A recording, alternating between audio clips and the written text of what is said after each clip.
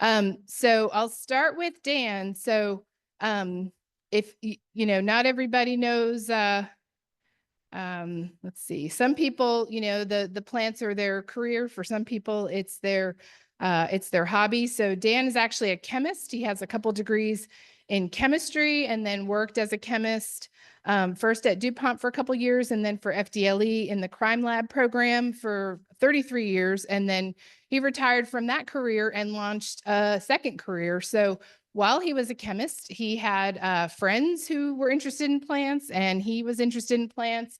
And he got out with probably the Upsy Daisy Society and rescued some plants when I-10 came in and got hooked.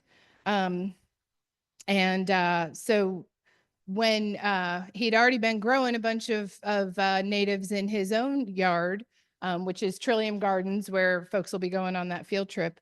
So when he retired, he started, Trillium Gardens, I guess the nursery, and worked that for, I don't know, like 25 years almost, or 22 years or something. And so the picture of him now, he hangs out with his grandkids a lot, but and then Wilson, sorry, you guys, it was really a busy week for me, and it's all good. So Wilson's got his some biology degrees, and then he worked at Tall Timbers for many years, where I can vouch that he still has contact with all the folks at Tall Timbers and knows more about what's going on there than I do. Worked at the Nature Conservancy, worked as a consultant. He's focused on rare plants and animals, longleaf pine ecology and conservation. And he not only can survey plants, but also birds and butterflies and amphibians and you name it, bats, and has surveyed thousands and thousands of acres. And I don't think that's an exaggeration. And has a coreopsis named after him. And so that's our Trout Lily crew. Our Wolf Creek crew. And Bob was modest and didn't give me much to work with, but retired landscape architect. I know we don't have time for all that. We want to get to the good stuff. But worked with DOT, for DOT in, maybe that was even retirement years, like lots of people with their semi-retirement, and was an advocate, has been an advocate for wildflowers on the roadsides. For folks that have seen us at booths, he's supplied our chapter with lots and lots of seeds to give to the public. Just a huge advocate for growing natives in all the places he can, and leads a tireless group of volunteers out at the Golson Nature Park, and they are the reason it's there for y'all to visit. So welcome, and I think we'll go ahead and I'll turn it over to Dan and Wilson. And I'll go ahead and shut this off, but we are.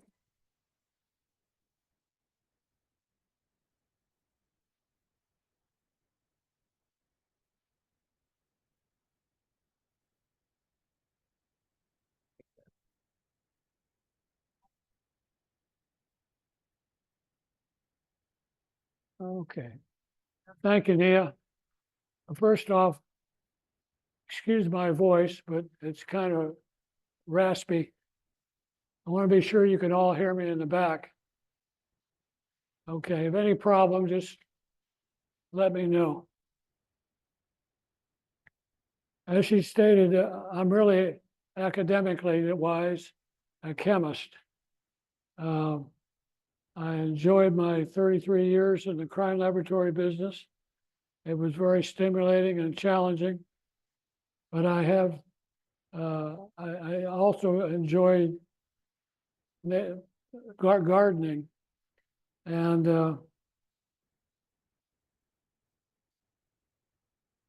I really, when it comes to botany, I really don't have any academic background. I took one course in college in Botany 101 and got a C grade in that. So that tells you something. My interest in native plants was influenced by many individuals.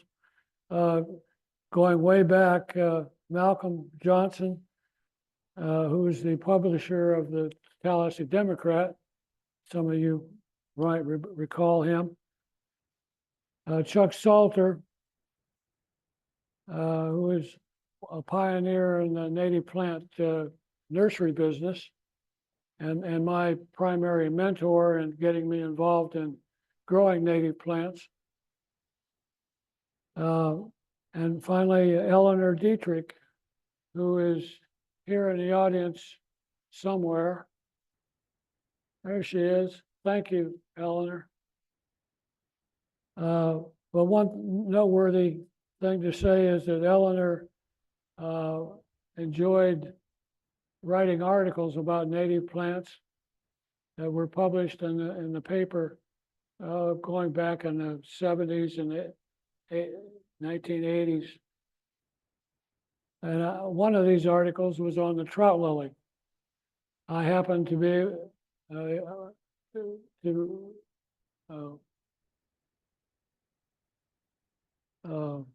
read that article, and in it she indicated,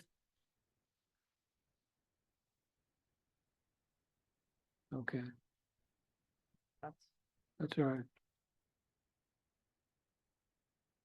But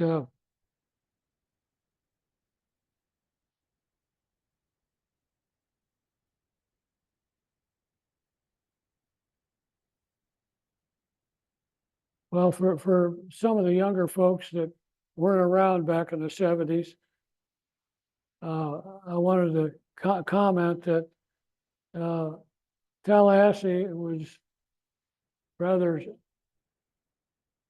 blessed with having a lot of progressive people when it comes to native plants.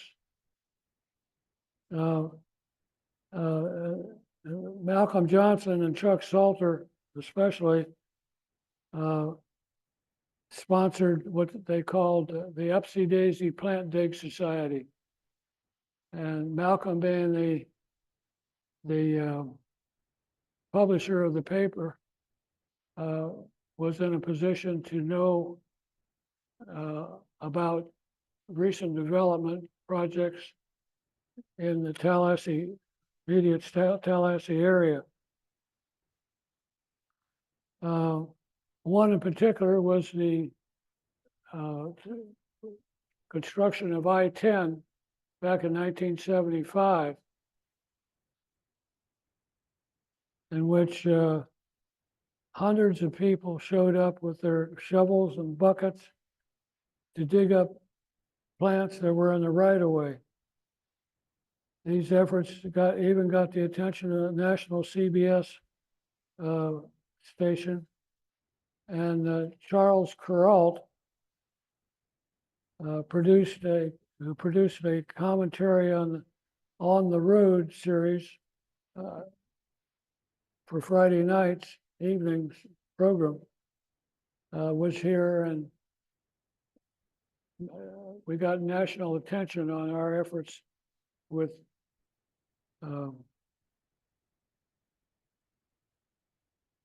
on saving plants.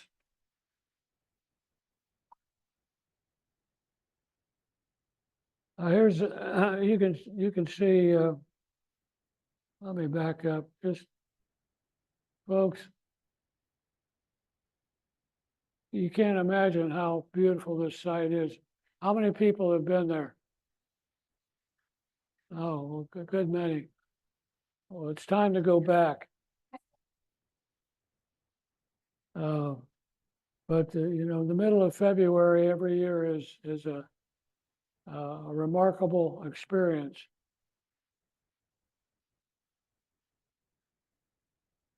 There's some more pictures. I might point out a couple things that's in here.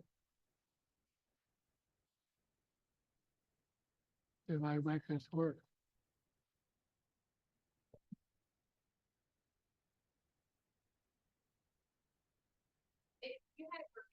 I did. Okay. Let me see. How many people know anything about the life cycle of trout lilies? Okay, good. I'll point out a few things. That is a first year seedling that you're seeing right there. There's some more right there. Some more up there. Right down here. The second year, they look like that. And there. And every year they get a little bit bigger until after age 5 or 6, they will finally show a flower. They don't always flower every year, however, but each individual plant, that is. But the abundance of the plants on this site are truly remarkable.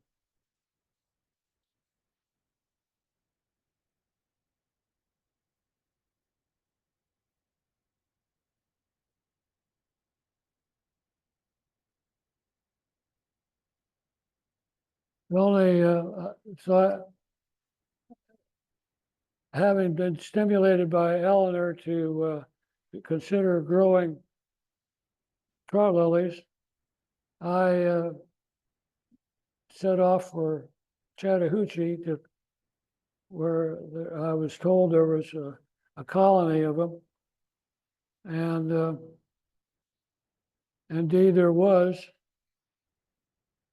I gathered a few seed capsules and brought them back and planted them out in my woods. And that was roughly 35 years ago. And now I have a couple dozen colonies of these going in my six acre woodland.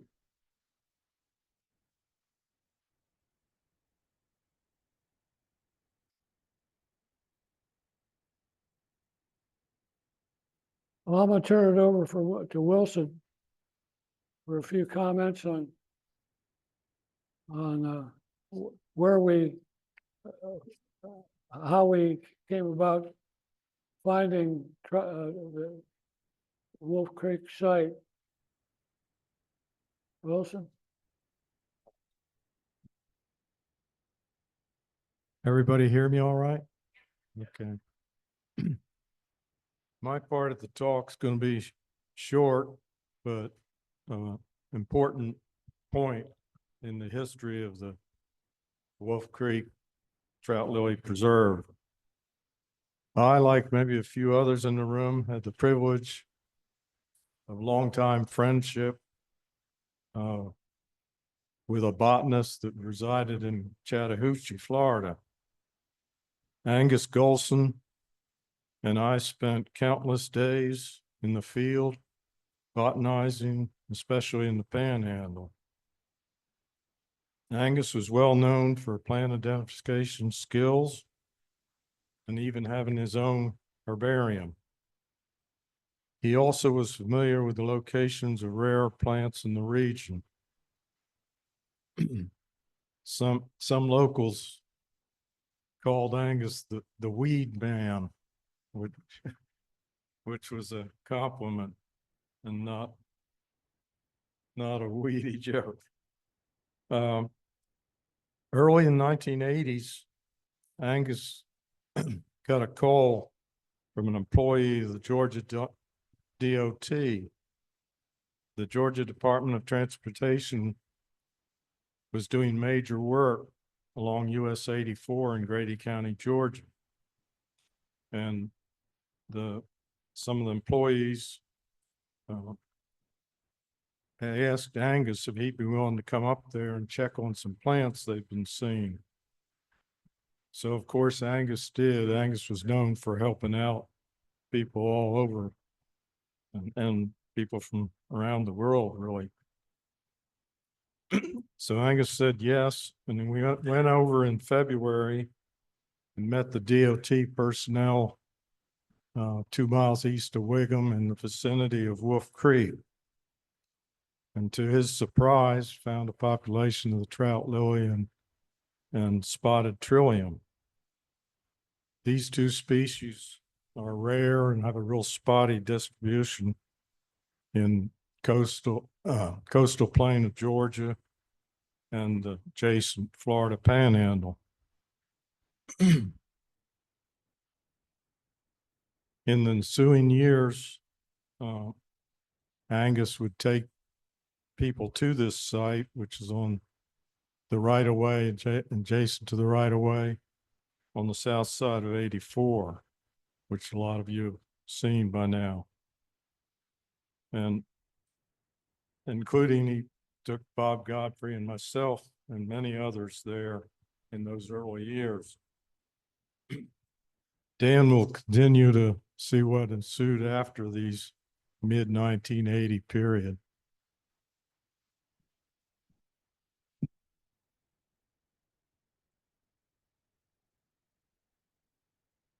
Thank you, Wilson. And I'll be forever indebted to you for finding this site, and which eventually led to its preservation. I might point out that the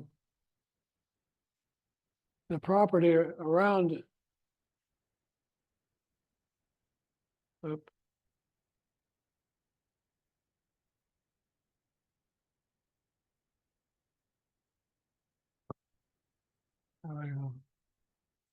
property on the north side of US 84, and all around it, there's hardly any trout lilies. In fact, in the park itself, the only place we see trout lilies are on the west side of the creek. The east side of the creek, which has certainly almost equal type habitat, there's hardly a trout lily to be found. I've kind of marveled at how that all came about. Got theories on that, but nothing I can prove. Okay.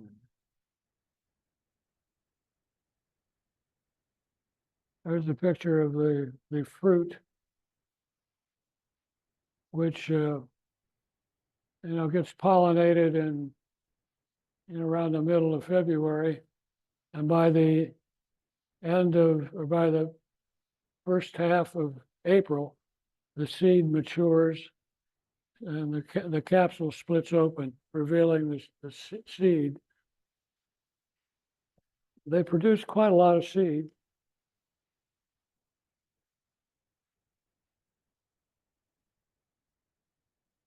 One thing that we noticed on leaving the site, there's some more examples of the seed capsules, was a for sale sign on the property. This, after seeing what we found at the site, has really got us and put us into action. We resolved that we got to find some way to save this place. You can see what they plan to do on the way of cutting it, the tract up into 8 or 10 acre plots. Unfortunately, we had a number of good things going for us. Can you all hear me in the back? Good. Upon leaving, we noticed the for sale sign, and details of the sale were obtained from the owners, which was the Flint River Timber Company. This was a local enterprise. That was one good thing we had going for us. We didn't have to deal with some big corporate outfit. They were local people and really quite progressive in their thoughts and being receptive to what we were asking them to do.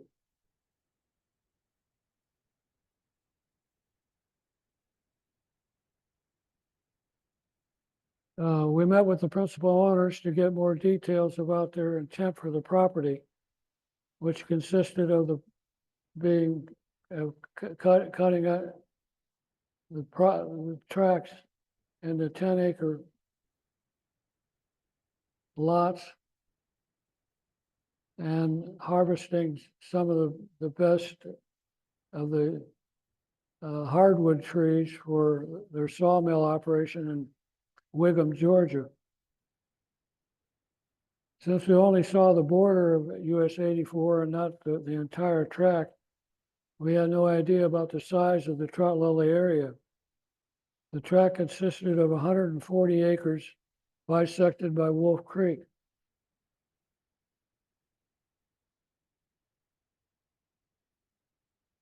You can see what's in green there, the approximate location of the concentration of trout lilies.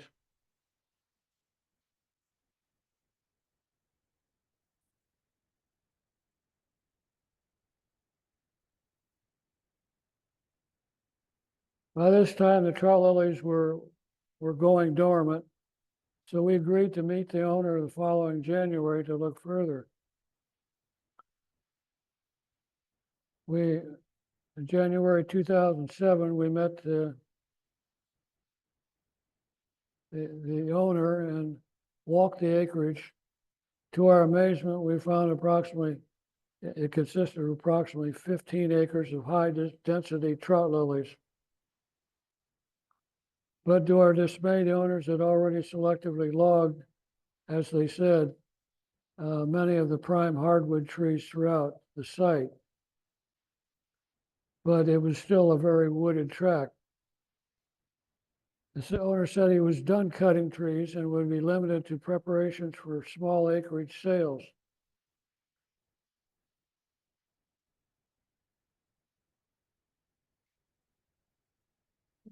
The picture on your left is the dormant period. The picture on your right is obvious. A multitude upon multitudes of trout lilies. I went through an exercise early on of getting down on my hands and knees and cording off a square foot. And I counted the number of trout lilies, large, mature, and seedlings in a square foot. And I averaged out to about 75 plants. You multiply that out, it comes to about 50 million plants on those 15 acres. This site is truly amazing. We've had lots of people, well, we drew in lots of experts, and while trout lilies are not rare, but reasonably common up in the mountains, they just rarely exist in such density concentrations.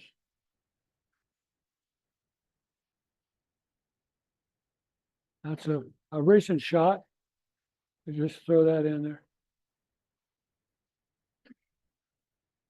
One of those quotes from our prophet, Wilson Baker.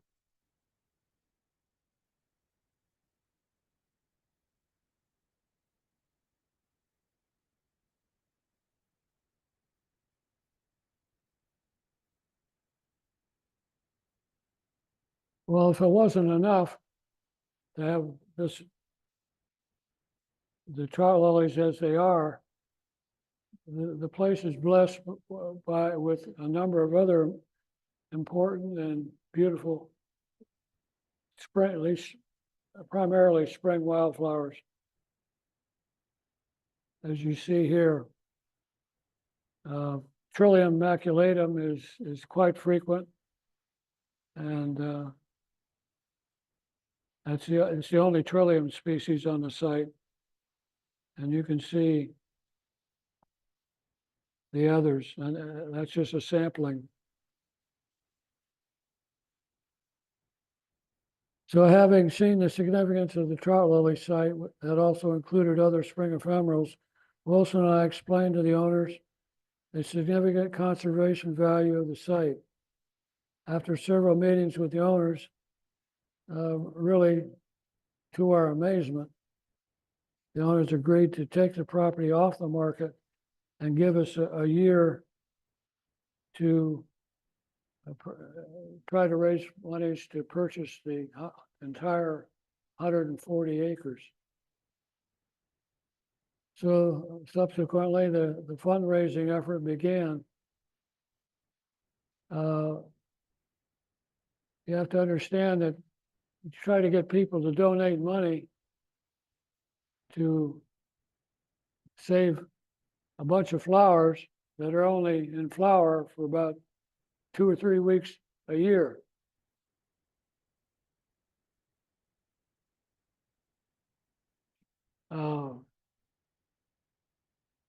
So we started working with experienced native plant enthusiasts first. Of course, the Georgia Botanical Society, the Magnolia chapter, FNPS, the Georgia Native Plant Society,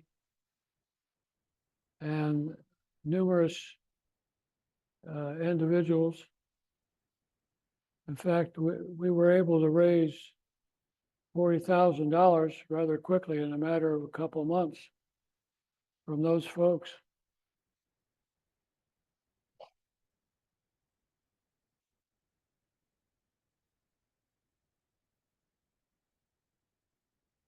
But we quickly realized that we really needed some big money. Now, we're entirely grateful for the donors that we had. There was about 75 individuals and organizations that donated a grand total of $55,000 over a 2-year period.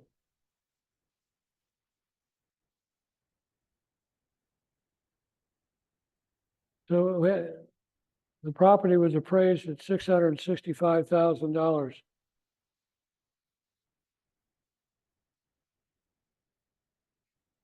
Rather quickly, as I said, we managed to raise $40,000, had an account set up in Grady County Administrator's office.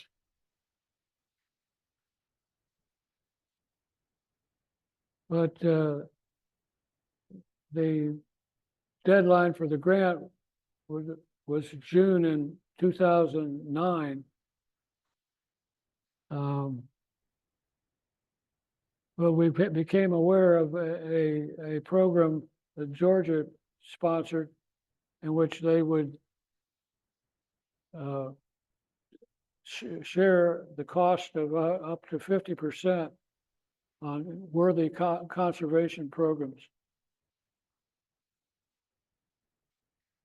We decided that we would try to pursue this, and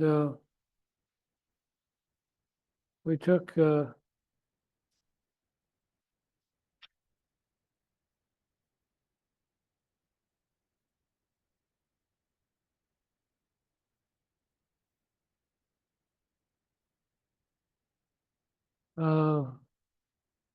but we still had $625,000 to raise.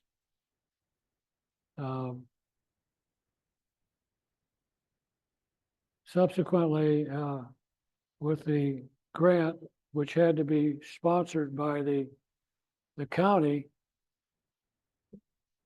we had to get their approval to submit the documents to the state. And I went to the county administrator, who turns out was really pretty sympathetic to what we wanted to do. But he cautioned us that the county had invested in a huge reservoir project, and their funds were tapped out, and they weren't likely to be able to put any money into the project.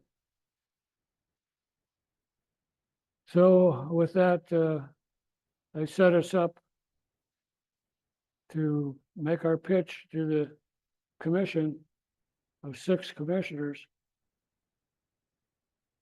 And we 3 of us, Wilson and Gil Nelson and myself, went to the meeting. I got pushed to the front to go into the meat grinder. And I did my best.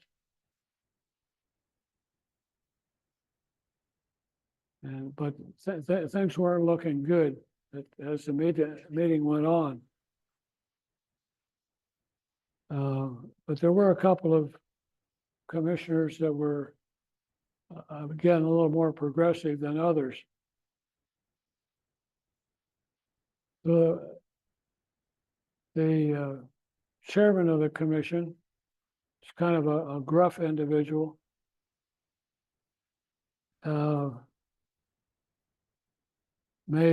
Asked me a question that I really wasn't prepared for. He asked me, well, how long have these little old flowers been growing there? And I hesitated. I said, well, what am I going to do? And then I got an inspiration. Likely, since the last ice age retreated. Well, there was suddenly a hush over the entire room. And there were a lot of people at that meeting, including reporters of the newspaper and what have you. With that, they adjourned and voted to support us to submit a grant application to purchase the property, and they would be owners, but they would not put a dime into the project. The money would all have to come from private sources. So we got roughly $625,000 we had to raise. Well, that was a daunting task, but by that time, there was a groundswell of interest among the community in Cairo and Wiggum. You know, that's just north of the state line. And a lot of local interest in it. The following bloom period, February of '08, we had hundreds of people come and see the site, and they were all duly impressed. And a lot of them were little old ladies, garden clubbers, I call them. And these garden clubbers are generally married to men who have money. And they put pressure on the gentry and the well-to-do of their communities. And we raised another $15,000.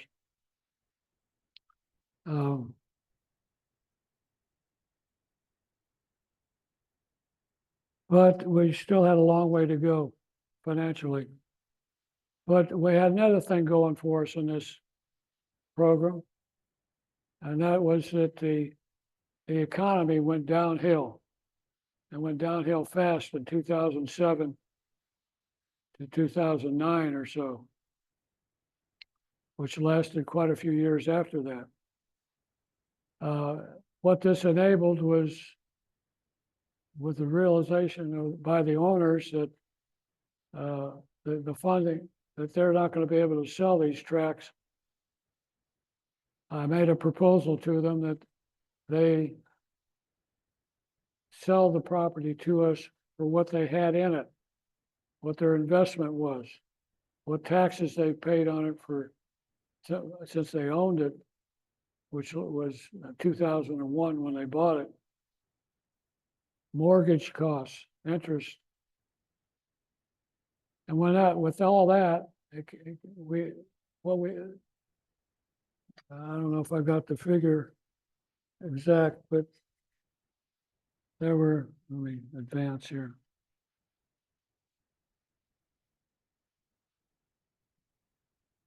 So there was $332,000 left to be raised.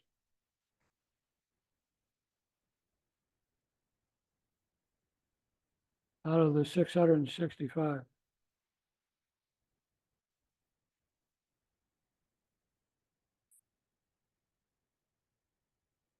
And finally, we were down to $45,000 we had to raise. And we got lucky again.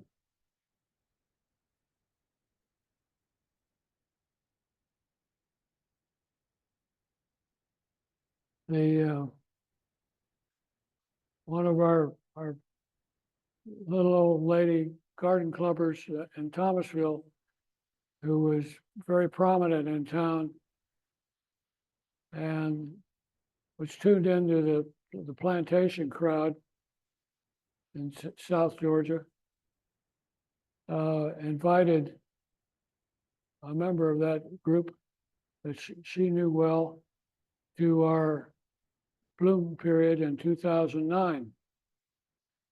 Well, this lady was relatively young, but she had property up in the mountains and was, again, we got lucky again, and knew what a trout lily was. And she seemed to be receptive. And a week later, we got a check for $45,000.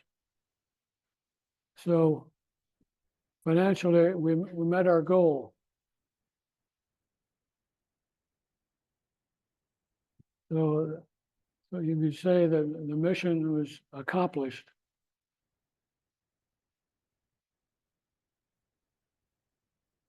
So now what?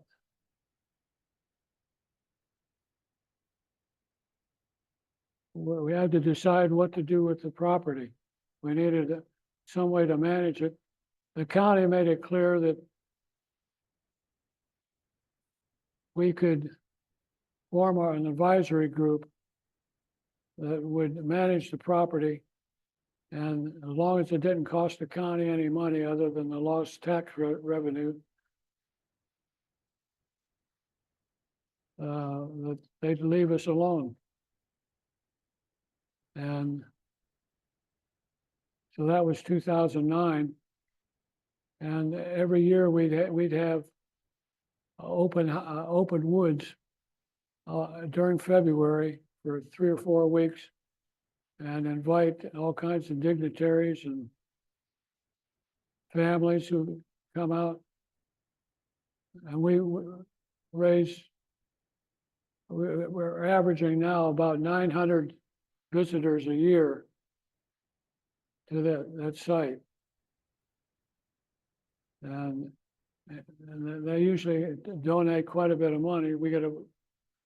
It's not a lot, but our expenses are little, about $3,000 a year.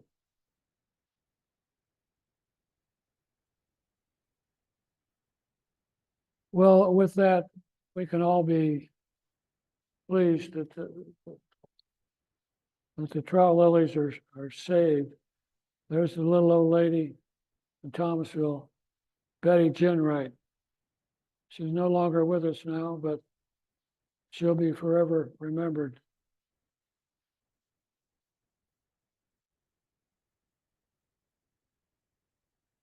Well, people always ask, why are there so many trout lilies on this site? Well, that deserves some research. We have any botany professors here? No. Well, I think there's something to be studied up there to try to nail down some of that, some of those questions.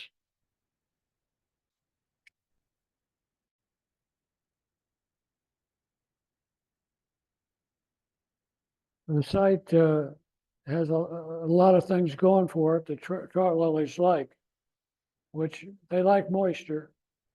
They don't like wet feet, but they like good uniform moisture. And what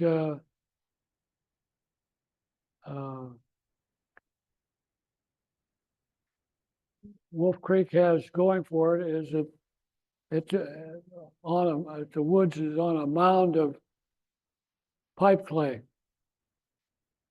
That's that gray plasticky clay that is the Dane of any homeowner who wants to build a house on a piece of land in this region has got to have a soil test and put thousands of additional dollars into foundation work if they do.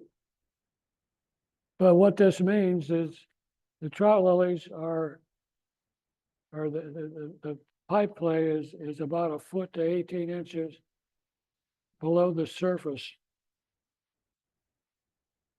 And the plant itself sends a corm down deeper each year, and they go down to about 1 foot, and they tap into that water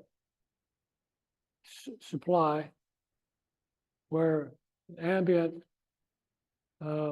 natural rains, the water percolates through the topsoil, hits that clay layer, and just sloughs off down the ups and downs of the slope, allowing the trout lilies to thrive with all the moisture they could want. And that's probably the primary reason they're in such high concentrations. Plus, they're facing a northeast slope, which would be a shadier location. And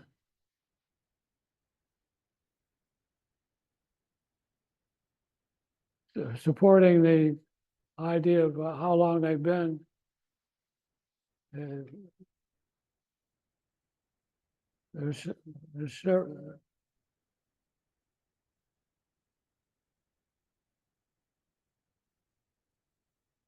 finally, the site has been logged at least twice or 3 times, but it's never been clear cut and has not been plowed or grazed. The ground has not been plowed or grazed by hogs, goats, sheep, or cattle, at least not for long. If it was, year after year after year, they'd finally, the trout lilies would disappear. They take a kind of abuse once in a while. Likewise, fires don't bother trout lilies much. They're only susceptible to fire for about 2 months a year, February and March. So they've got quite a lot going for them at that site.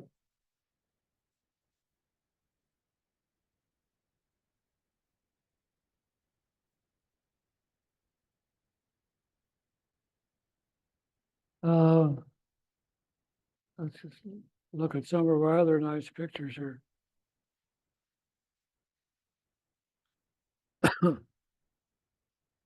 You can see how they emerge.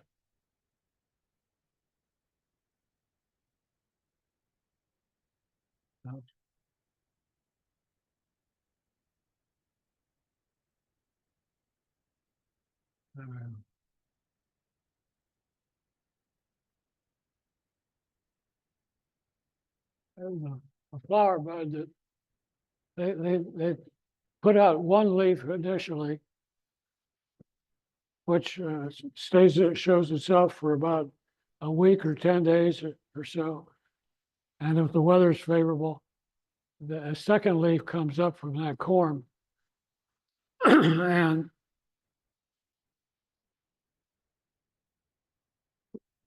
inside of that leaf is the flower bud.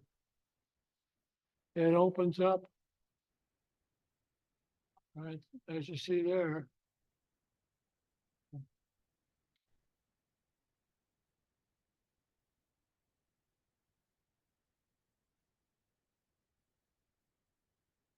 And the flower will open for, oh, 3 or 4 days at the most. And it finally collapses. They open and close each day. It usually is 11 or 12 or 1 o'clock, depending on the amount of light and sunshine the site is receiving before the flower actually opens up each day. And it opens up, hanging down as a droop, gradually goes like that, recurving back on itself at full opening.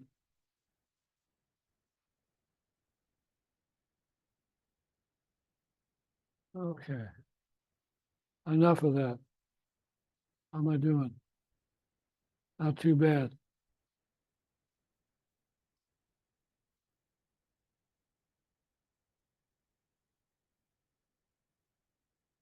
Okay, on occasion, we have a rare color variant that's observed. Somebody usually finds 1 or 2 of these each flowering season.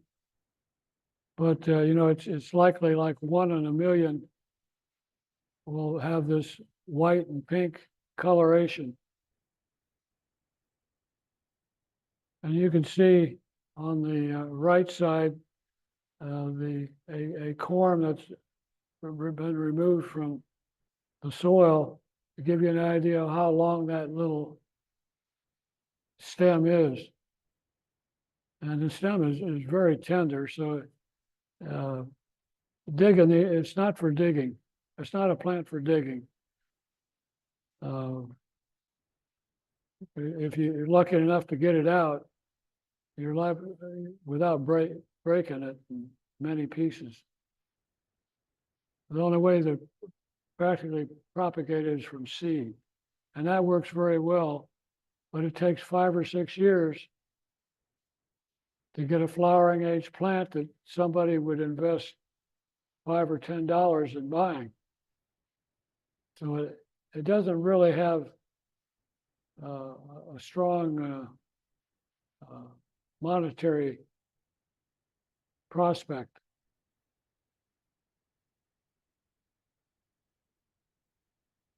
So with our advisory group that's been formed, we get very active in January and February. We have a lot of visitors come on the weekends. We have tour guides that volunteer time each winter.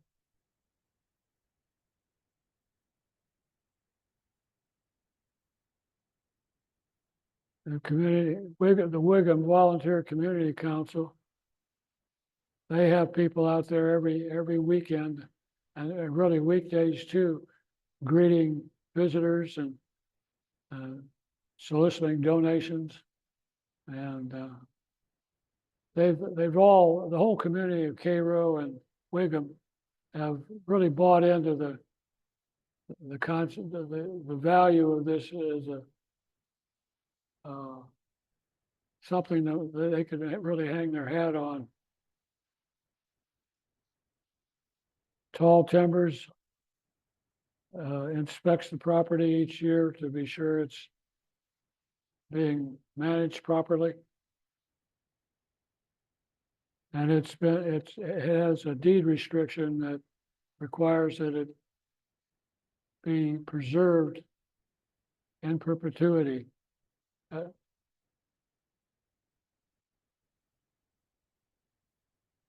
So this is a lead into Brother Bob at our sister location of Trout Lilies in Chattahoochee. It's all yours, Bob.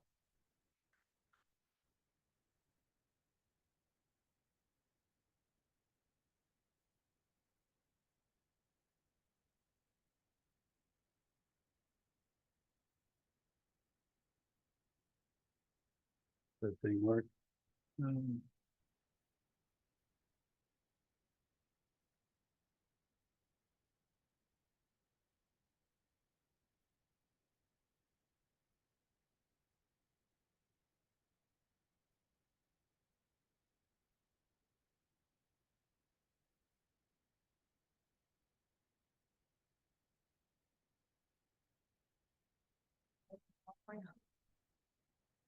Yes, thank you, Dan. We owe a lot to Dan and to Wilson. And I have to say that I am honored to stand on the same stage with those two gentlemen. I'm Bob Farley. I volunteer at the Nature Park. And I want to talk a little bit about Angus Golson. I was never able to meet the man, but I have benefited greatly from his legacy. I don't have any prepared statements, so I'm just going to show you the slides. That's Angus in some of his later years. Angus was a, whoops. He was a family man from Chattahoochee, small town. Wilson describes him as a meat and potatoes kind of guy. He was a common man. The people in Chattahoochee remember him as the winning quarterback on the state championship football team, and so he's a favorite son in Chattahoochee. But one of them, he had a childhood nickname of Gator, and they still call him by that. So. Anyway, this is his family. That's his son, Kemp, his wife, Eloise. There he is feeding the squirrels and his pet tortoise, Speedy. He passed in 2014. Indefatigable botanist, as was called by everyone who knew him.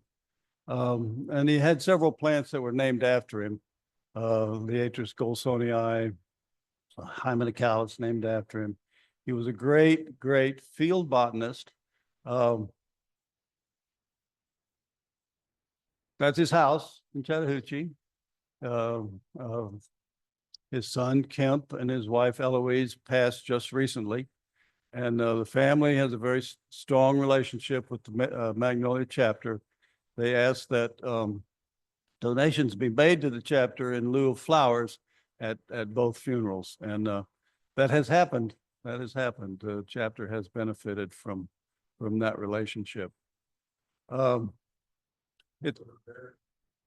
the on the right is the outbuilding in the back. That was where Angus's herbarium was. That's his office. Kemp opened the door and let me look in. And he said, it's just exactly as Angus left it. When he passed, they just closed the door. The only thing that's is missing is the 15,000 herbarium specimens that he donated to the University of Florida. But everything else is just as he left it. And Kemp told me that his dying wish was that they take care of that tree.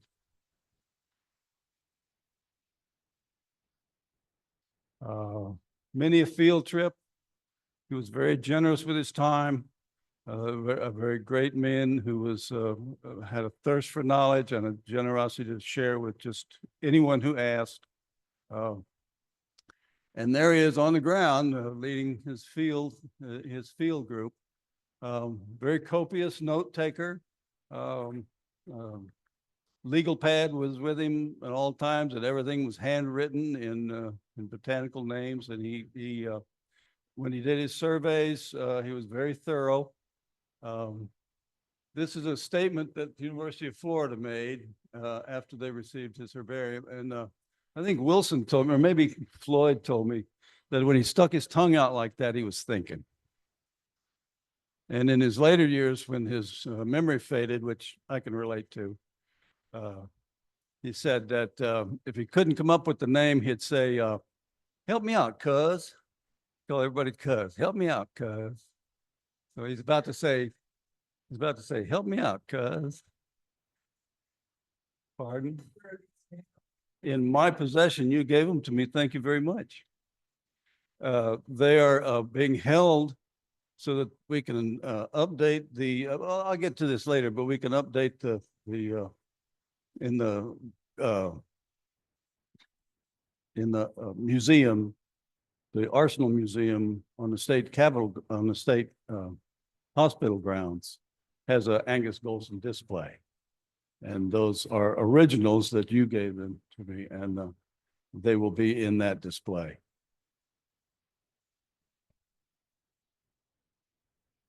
That guy on the left, you probably have seen him around here and there.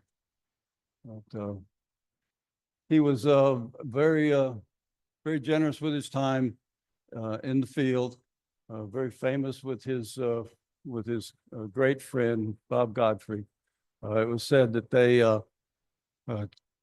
would try to go to every forest road in the national forest, and they almost made it. But famously, they would park the truck and catalog 150 or 200 species and never get more than 50 yards from the truck. Very famous around the whole region. He volunteered tall timbers, Ichiway. He gave numerous workshops and information to not only researchers, but agency folks. He was always very generous with his time and with his knowledge. Participated in research projects, and was the go-to man. Here's Angus in some of his later years with some of his proteges that you may recognize.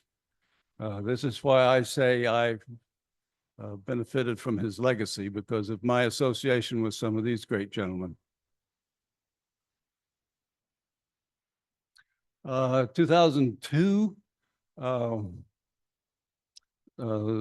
Florida Communities Trust gave a grant to the city of Chattahoochee to expand the river landing park with an additional 87 acres, and it was to be named the Angus Golson Nature Park.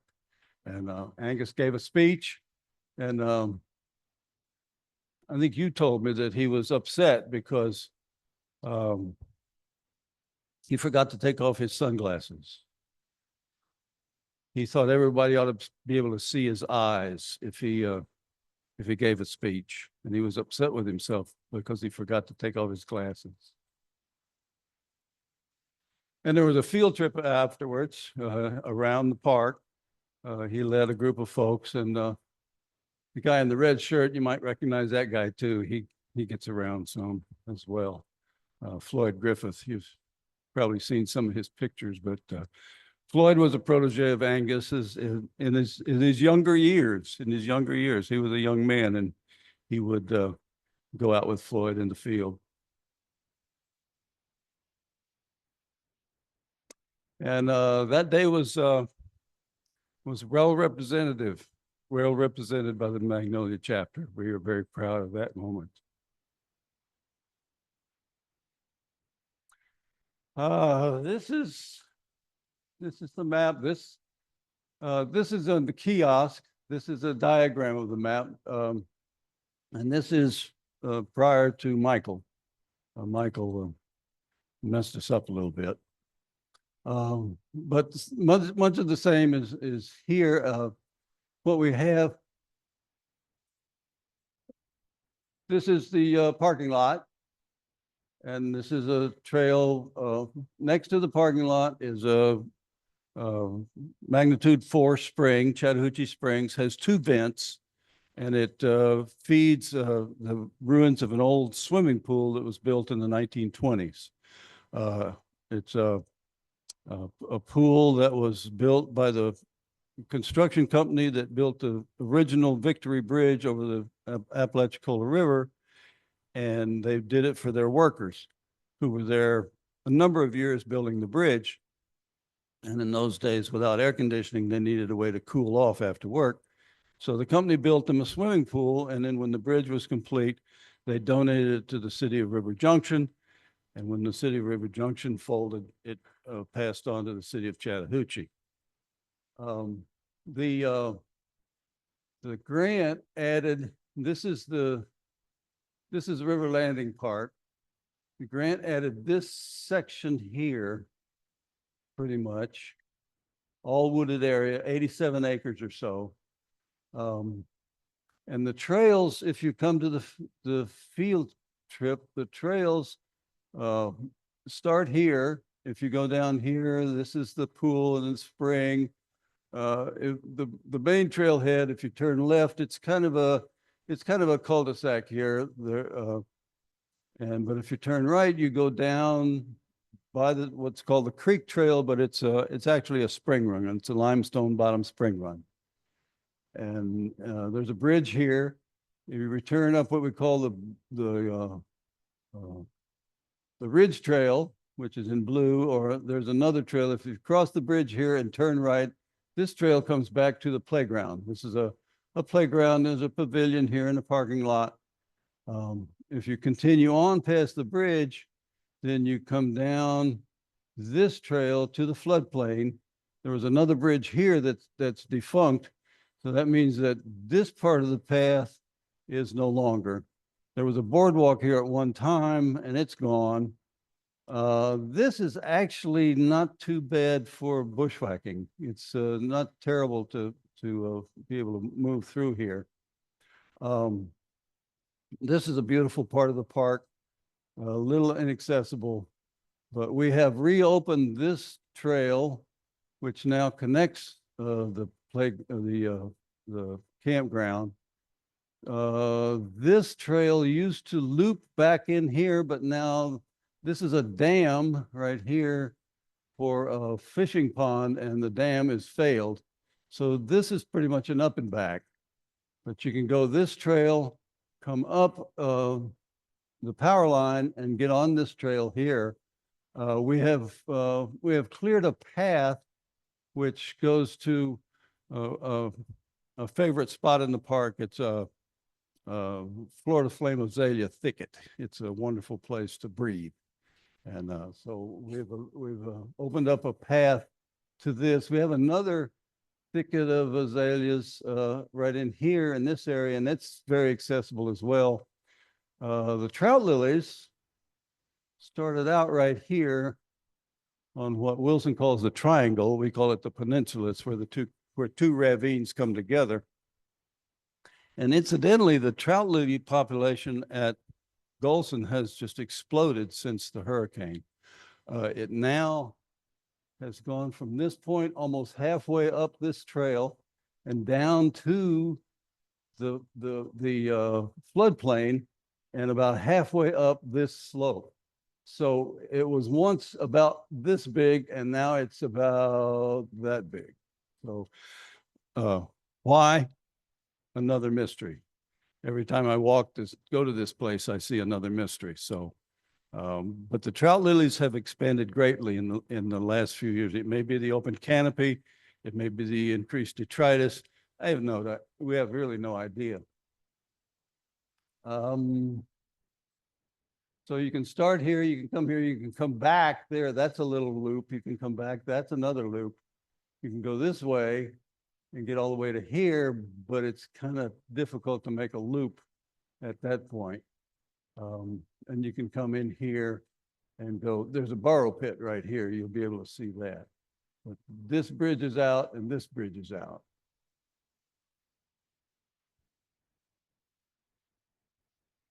The Florida Communities Trust is a grant for municipalities.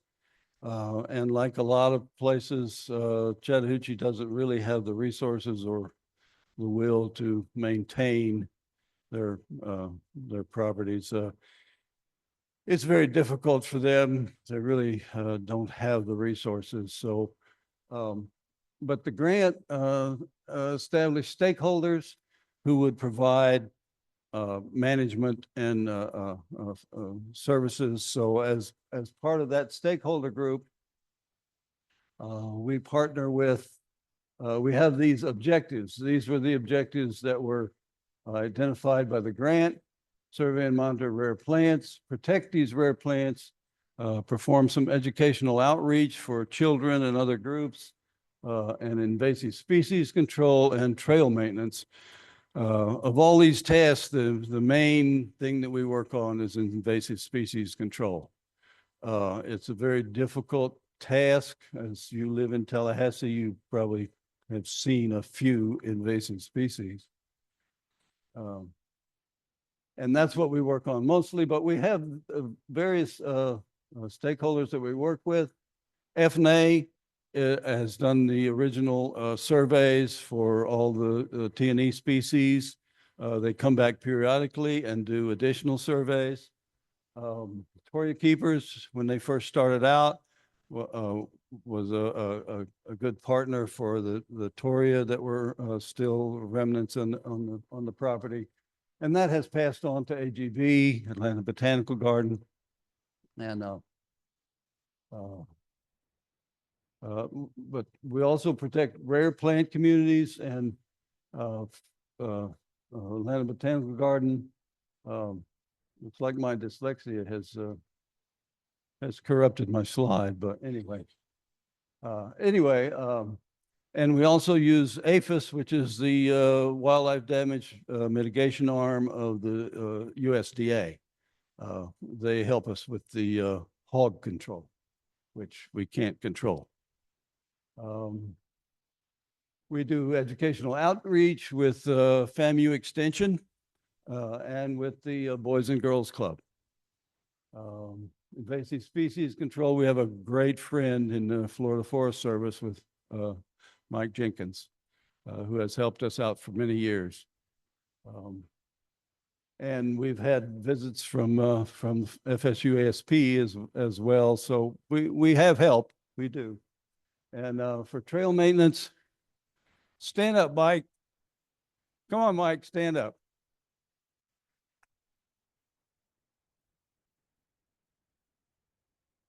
That's the man right there. And now Nicole, you stand up too.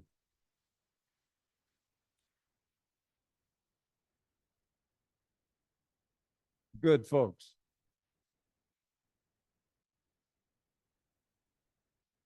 These are some of our rare plants, the Toria taxifolia. We have the Michaux's lily.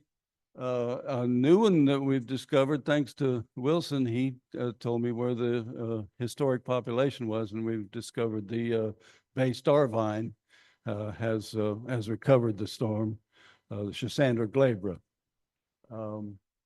And we have Tipularia, this is the Miletia baldwinii, the Adamasco lily, you know, and then the famous French campion that everybody loves. And there are others, we find new ones all the time. This was the original survey that FNA did for the French campion. They continue to do the surveys. In fact, just this last fall, or I'm sorry, last spring, they brought in a couple of entomologists to see if they could determine the pollinators for the French campion.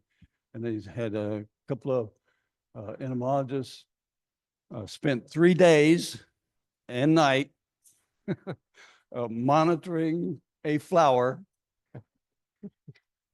and they came up with 3 hits. I don't know if it's published yet or not, but as far as we know, they're the first ones to have ever discovered what the pollinator for the French campion is. But anyway, thanks to our stakeholders. Mike Jenkins all the time gets a lot of requests from researchers from out of state. One that just happened recently was somebody from the University of North Carolina wanted to just have this do some research on this little Selaginella. And so we were able to provide them with material for that. It happens all the time. Arnold Arboretum wanted some information on the Schisandra. And even though we only have a small population and we couldn't offer them any propagated parts, we did provide them some reference material with some photographs since they had never seen the plant before. It always helps if you're looking for something in the woods to have at least seen the photograph. So we helped them out that way.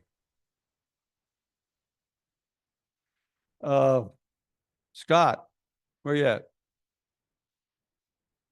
There you are, Scott. Everybody knows Scott Copeland. Scott Copeland manages our list. The credits you see on the bottom here, several people have been out there to do surveys. But like I say, there's something new all the time. And Scott is our bird dog. And he manages the list and keeps up for us. We're currently at what, 425? 425 species in the 87 acres. So, and like I say, new ones all the time. These are some of our survey crews. Floyd, Dr. Anderson, and us. This is Garrison Grabowski. He's the hog killer for the USDA. He holds the records for most hogs killed in the state of Florida in a day. And it was very nice. We had some hog damage in the Silene, and gave him a call. He said he'd come out, and he taught me a lot about how to track hogs and what. Anyway, he knows his stuff. He's a woodsman, and he knows his stuff about the hogs. And I said, well, how can we get rid of the hogs? And he says, impossible. You can't do it. The only thing you can do is exclude an area where they cannot get in. So they weren't after the Silene, but they were after the grubs in the logs where the Silene were growing. So he brought some hog panels and I brought some T-posts, and he spent an afternoon with me and we put them up, courtesy of the federal government. We also caged the Michos lily because the deer think the buds are candy. Silene is a deer candy. So we caged them as well. We also caged the little Torias. Right after the storm, Atlanta Botanical Garden gave us about 100 seeds each. Those of us that were in Toria keepers each got about 100 seeds. And I didn't want to plant 100 seeds in my yard, so I planted them at the park. And they wanted us to cage them to keep the mice from digging them up. So I made these little hardware cloth cages. And when they germinated, I would cut out a little hole there so they would have a little way to get past the the wire.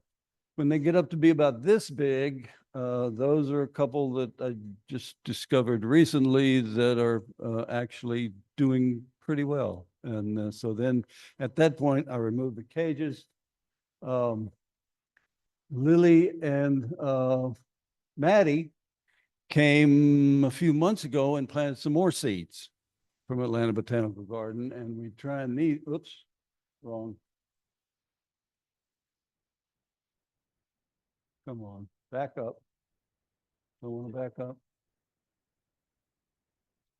Don't want to back up. Anyway, we made a new cage design for our new cages. It's not hardware cloth now; it's chicken wire. Really high tech. Part of our educational outreach. This is Linda Sapp and Ms. Haynes. Linda is, I don't know if you've met her or not, but she's with the FAMU Extension. She brings a group, and they tour and they have fun. And then this is Linda's group on the bottom, and that's the Boys and Girls Club on the top. We also give tours, various groups. People come up from Central Florida, other chapters come in, people, and I'm, my phone number's on the website. I ask people if they want a tour, just give a call. I live a block away. It's not a problem. So we, from time to time, we lead tours through. This is in the floodplain. That's on the slope, but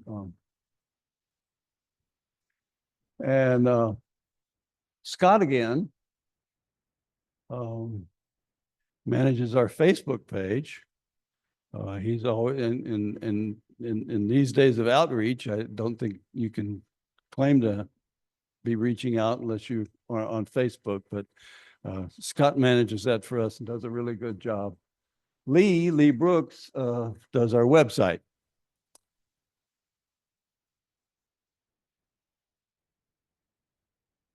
This is the old pool.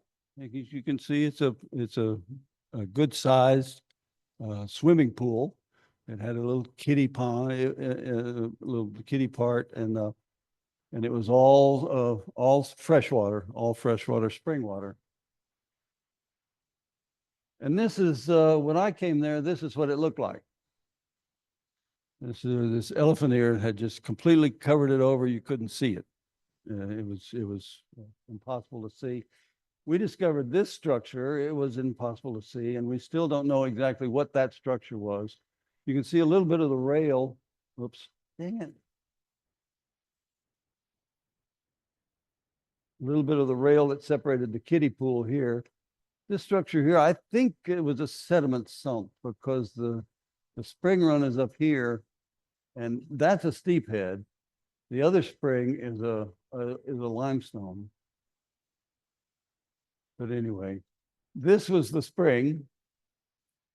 It was covered in this grass that I was terrified was microstegium. And Wilson helped us out. He brought in an expert, a grass expert, and turns out it was not microstegium. It was Eulenbergia scribii, right? Yeah. So, phew.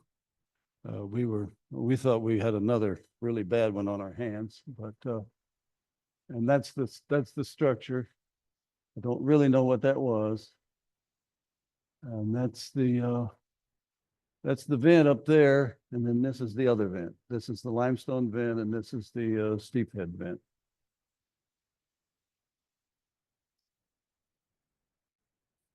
This is from 2012, maybe.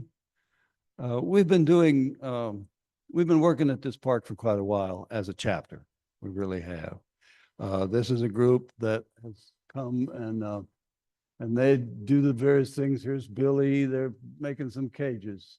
This group were invasive plants, and here they are on the slope. And this is some erosion control. The city, in its wisdom, thought the best way to get down the slope was straight down, And since this is at the end of the parking lot and was at the funnel of the flow from the parking lot, it didn't last long. It eroded out. So, but they're working on it. And I want to point this out. This is Lee Brooks. Lee has been front and center at this park forever. She was the leader who brought all this together 10, 12 years ago. She's still front and center. She's incredible. I call her our warrior. They tremble at the sound of her footprints. Oh, she is something else.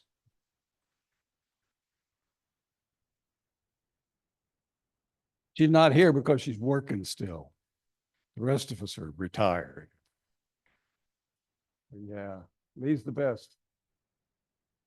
And these are some of our recent volunteers. Scott, me with my widow shovel. Keith still works, so he's not able to join us that much anymore, but we're still working at it. And for our trail maintenance crew is led by Mike and his new protege. And there's Lee and Diana, but we count on Mike. This that they're putting in here goes. There was some erosion that went to the spring run, and we called Mike, and he came and brought us this bench. And we named certain things so we have landmarks around the park. This is Tucker's Gap.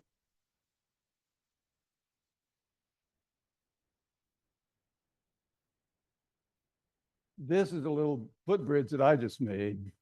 And this over here is the same trail.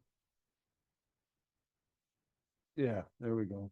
That's the same trail where they were trying to stop the erosion before. We've tried something different. We've taken some of the tree fall from the storm, and we've made these little check dams.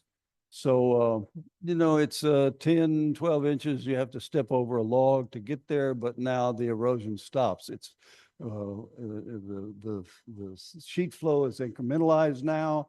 It doesn't, the whole parking lot doesn't flow straight down. It now gets diverted from time to time into the slope. And we think this is going to work. We think this is going to work. It seems to be working so far. And then the rewards. We work really hard.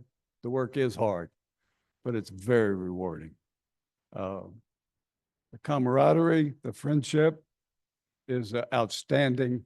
Got some really wonderful people. Keith, Lee, Diana, and Scott. This is our core group right here. And sometimes we get to smell pretty flowers, sometimes we do. This is a group that was there for the presentation of the Old Growth Forest Network. We're now an old growth forest, and we had a little presentation, and this was the group that showed up. You probably recognize some of these folks. Yeah. That was a proud day. And this is the Arsenal Museum. We wanted to have a reception at the Arsenal Museum for the anniversary of the 100th year of Angus's birth. COVID killed it. We weren't able to have it, but we are going to upgrade the display that they have. If you ever get a chance, you're in Chattahoochee and you're bored, which is why you go to Chattahoochee. Go see that building. It is incredible. It's the oldest structure. It's the oldest building in the state. It's built in the 1830s. It was built during the Creek Wars as an arsenal. And it's a incredibly intricate, huge brick structure. If you're interested in architecture at all, it's a great find. And I can't talk about the park without talking about Diana. Man, can she put out a spread. We usually start our work days with dessert bread and mint tea. Thank you, Diana. But also when we have an event, nobody goes home hungry. I can tell you that. She's wonderful. She really is.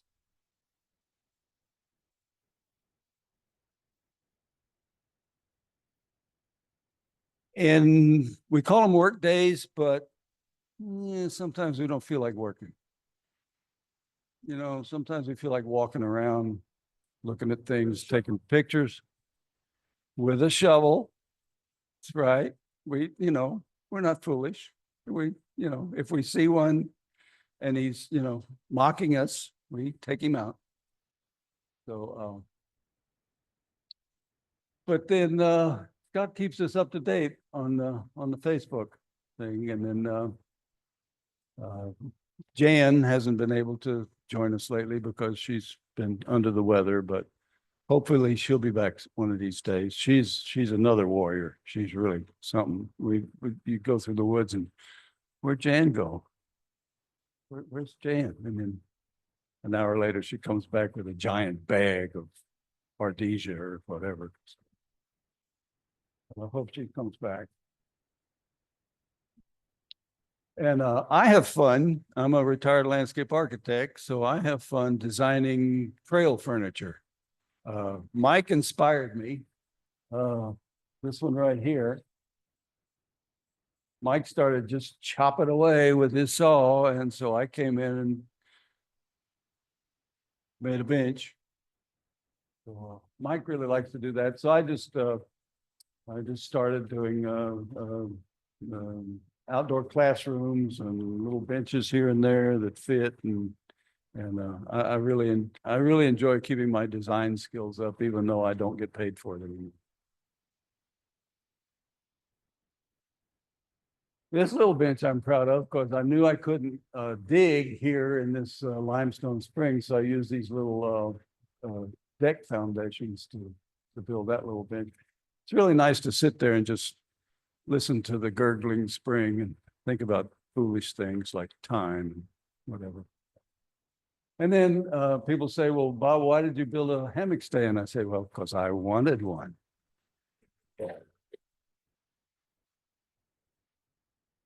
But it's all about this man right here. I tell the kids, when the kids came, I gave them a speech. I said, this place is named after a great man. What makes a great man? And they just, stared at me like, well, you're going to tell us. So I did. I said, a great man has a thirst for knowledge and the generosity to share it. And Angus Golson checked both of those boxes in spades. And that concludes me.